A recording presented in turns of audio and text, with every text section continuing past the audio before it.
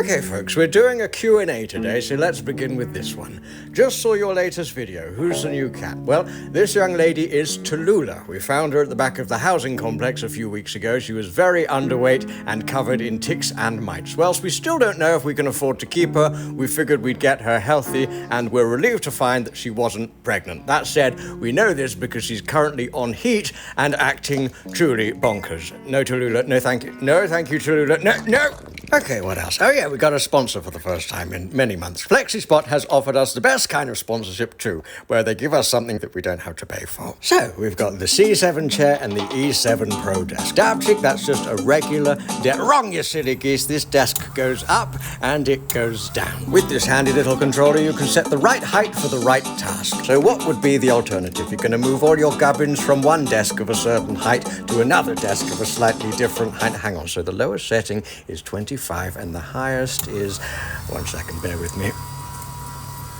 Nearly there, folks. Just, Okay, 50.6. So you would need approximately 256 different desks of varying heights in your home. Think of the square footage.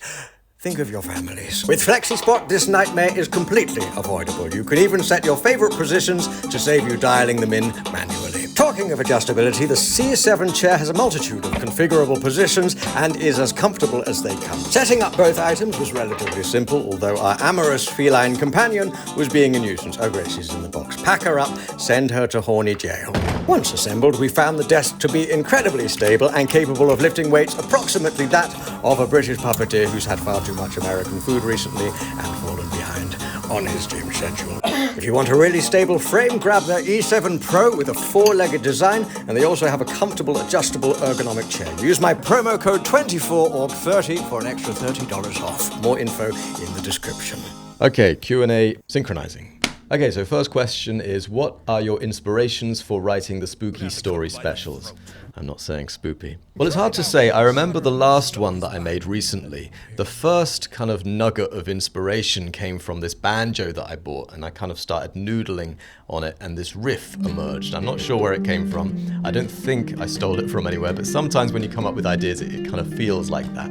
So I played it to a few people, they liked it, and then I started crafting a song and a narrative alongside it. That part takes work. The initial bit of inspiration feels a bit more like a gift though. That's why you kind of feel like this surely came from something else, but yeah, that's the way it goes sometimes. What are some musicians and or films that influenced your work? Regarding films, I'd say Nightmare Before Christmas was a big one for me. I kind of grew up with that, really enjoyed it.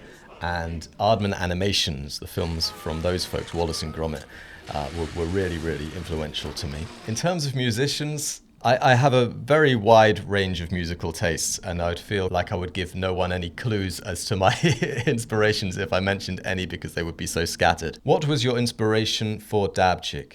Practicality, I would say, was the largest one. I'd been working with stop motion animation for a long time and became very aware that it's a long process.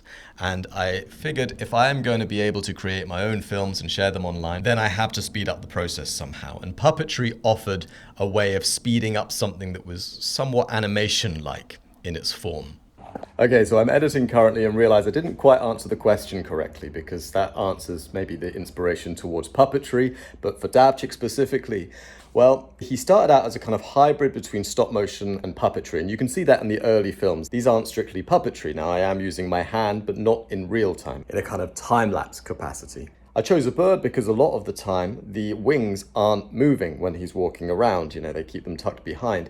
And that was an extra element of movement that I wouldn't have to worry about. Now, eventually I was able to get the wings flapping and the head moving and all of the things that I relied on stop motion to achieve achievable through puppetry. And when that happened, the whole world opened up because I could take him out and about and interact with things, and it seemed way more viable to just go the puppetry route rather than leaning into this kind of hybrid stop motion type of thing. I hope that answers the question now. How did you get into puppetry, and why was it on such a tiny scale compared to things like Muppet-style puppets or hand puppets? It's very useful and practical, I think, to work on the scale that I do, especially if you're sharing it online and not having it be on stage. I could see smaller puppets being limited on a stage for obvious reasons. The audience might not be able to see them. But when it comes to sharing things online or on a screen, you can zoom in with the camera, you can frame it in a way that it's not really a limitation. But the huge advantage, I think, working small is that you can make a small puppet seem large by the way that you move it, but you can't really do it the other way around. If you have a large puppet, it's much harder to make it move like a smaller, quicker thing because it has an inherent mass and you can't really circumvent that. There's other practical reasons too. Traveling is very useful when you can just put Dabchick in your pocket. I remember I did this puppetry competition in Germany back in 2016, the end of 2016. And there was a Romanian puppet troupe that worked with much larger scale puppets. And it might have happened on this show or on another one that they were involved in. But they they were called in for secondary questioning in customs because they basically had something that looked like a body in their bag, but it, of course, was one of their puppets. So I don't have to deal with issues like that, and that's useful. What is your background for music and singing? I started playing guitar when I was around 14. I've always enjoyed music, and I started singing when I was about 20, I think, so a little bit later. I've kind of been fascinated by singing because, it feels very different from the visual kind of tactile stuff that I generally do. It's not something that you can look at and see whether it's right. It kind of happens in here, and you have to use your ears to figure out if you're doing something right or something that sounds wrong. And it's always fascinated me for that reason. What kind of things inspire your puppets, and have you thought about doing a full build from scratch with viewer interactions so that we might see the entire process?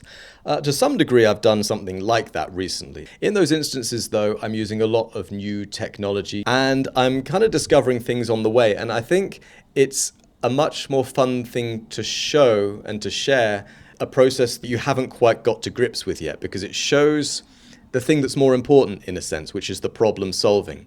My concern with sharing too much would be mostly that you're kind of robbing people of the opportunity to figure things out for themselves. That was the way that I did it majoritively, and I wouldn't want to discourage people from creating their own unique contributions to puppetry or whatever. So it's certainly a balance that I have to strike. Where are you going? You can stay there if you're going to stay still. Your craft is very unique. Does it come with a form of loneliness sometimes? I presume it's a certain flavor of loneliness typical for creative people. It's hard to know. I don't have much to compare it with. I would say that it's useful to have friends that do similar things to me. So I would say when it comes to YouTubers or influencers or content creators, whatever you want to call them, I'm just as likely to get on with one of those people as I am with anyone else, I would say. But the useful thing is when you find someone who's like-minded in that sphere, and you can kind of problem solve together. So you might come across a problem in your own work that they have dealt with in some other iteration that they can help you with. And vice versa, you can offer a lot of support to them too. So in my personal life, I'm very fortunate. My family is very supportive. I have this cat now, who knows for how long. But yes, I would say, my professional life is very much an extension of myself. And it's nice to have people and to know people that can offer company in that capacity. Okay, so that can be all from me. I'm going to bring up Dabchick now to answer a few more questions. Maybe a word from Tallulah. Alrighty. You're going to have to move, Tallulah, because we have Dabchick coming up. And that's an ego that needs a lot of space. Okay, let's get into this. Has Dabchick been to a theme park before? Does a fare count? If so, yes. Dear Dabchick, I'm reading Animal Farm from George Orwell, and I'm worried that you might lead a revolution one day to overthrow mankind. If so, I want you to know that I would serve you. Well, then why the worries?